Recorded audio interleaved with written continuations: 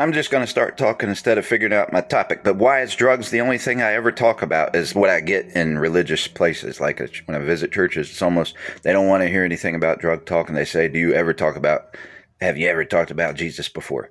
And so, by the way, I've had people, probably more than ever, it's debatable, say, why is nutrition the only thing you ever talk about? Why is politics the only thing you ever talk about? Why is basketball the only thing you ever talk about? Why is Jesus the only thing you ever talk about? Why are drugs the only thing you ever talk about? And I've talked about a lot more than that, but those are subjects I have talked a lot about, and I probably do in my analysis. A lot of my analysis that I've done on video or in person, I say that to church folks that come talking to me. I visit different churches, and I've had it in a lot of different churches. I'm just not they say, why don't you come back some more and this and that? I say, because people don't allow me to talk politics, and I don't believe in that. And I started explaining one thing I talk about politically, and that's drugs, the drug laws.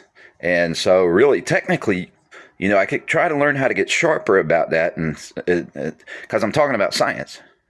You're talking about drugs, you're talking about medicinal science. When you're talking about drugs, you're talking about psychology. I am. I'm looking for solutions, by the way. They're acting like that's a problem to talk about the subject and look for solutions. And I have good solutions. I've helped a lot of people get off of drugs and different things like that. All right. I have done that. I've seen it. I'm not going to say I've helped them permanently, but I have helped them learn how to do it permanently. But organically on their own. But I have helped people not relapse quite a few times. I'll put it like that. So I've seen it. But science, psychology, and philosophy, and truth and lies. Really what I talk about the most is the truth about any subject. I'm looking for the truth in basketball. I'm looking for the truth in the best kind of exercise. But that varies. It varies what helps at different times in your life, what helps one person versus another person. So, I think religion is a big reason that the drug cartel is so empowered to do what they do. I think because of what people tell me to quit talking about it, and then they let dishonest scientists take over the whole system. And so really the people that come at me are dishonest, and really they might be the worst person in their church. I mean, they may be the problem in their church. Like, say, if you have a small church, sometimes those people that come at me and I've visited and I have that subject, those might be the ones chasing everybody off. The one or two or three chasing everybody out of church. So it might, I don't want to say everybody there is bad. Actually, most of the people that don't talk to me and don't bother me, I don't know what their views are. If their views are the same as these people that come at me, they're not a proper view. But I understand if they don't understand the subject, but they should let people who do understand the subject speak on it, and who are looking to fix the problems instead of exasperate the problems like these persons allow people to do by going after, for instance, addicts instead of the industry itself. They need to go after the industry especially since the biggest industry is the one in the streets. So I probably do talk about drugs more than anything else. Not drugs, by the way. Solutions to the drug problems more than anything else. And I show what the problem is and how people think they're helping on certain things, but they're actually hurting.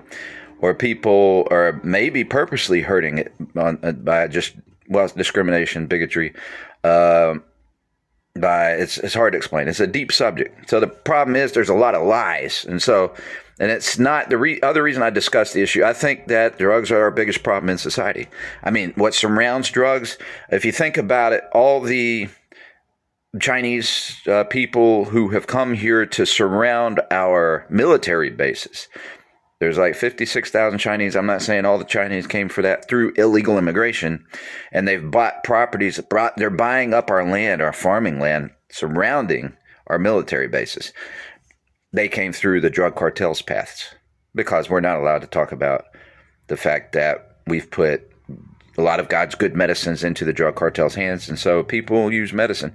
That's not a promotion of medicine. And that's what I always have to defend when I talk about this. You're trying to promote medicine use. No, I believe in teaching abstinence.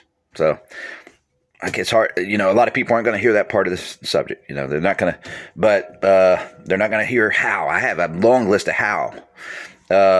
But I'm saying there are some natural medicines in there that we put out in the drug cartel's hands and kept illegal, and they can make safe forms of it, and it's not for people to try. You don't try any drugs that you haven't tried. Stick with the Tylenol or something if you need something bad. I agree with doing that, but for people who are pre-exposed and have had it dumped in their communities for years and years, and they grew up around certain ones, they need a safer venue to help them wean off it. You still teach abstinence, but you can't put those medicines might be a good medicine in some ways for pain, and they're not as addictive as people say. What's addictive is the people who run it, is putting it in people's thieves' hands that run the industry. They steal from people. They hurt people. You reject people. The religions reject people who had any involvement with drugs, stuff like that. They're supposed to be the one to welcome and redeem and restore and teach people how to. But then they also teach the tyranny of coffee being healthy. And one of the worst drugs in society is caffeine. The worst used drug. I'm not going to say it's the worst. It's maybe an okay drug, but not if you don't know it's a drug, and you act like it's not a drug and it's good for you. And so that's the danger in something being legal, and you've lied to people about caffeine being good for you. And all these people that hate on me, they're caffeine users, full-time caffeine users, supporters. So a lot of the people in religion that really hate on me for talking about drugs, they're using drugs more than any person in the street. But the ones in the street get robbed.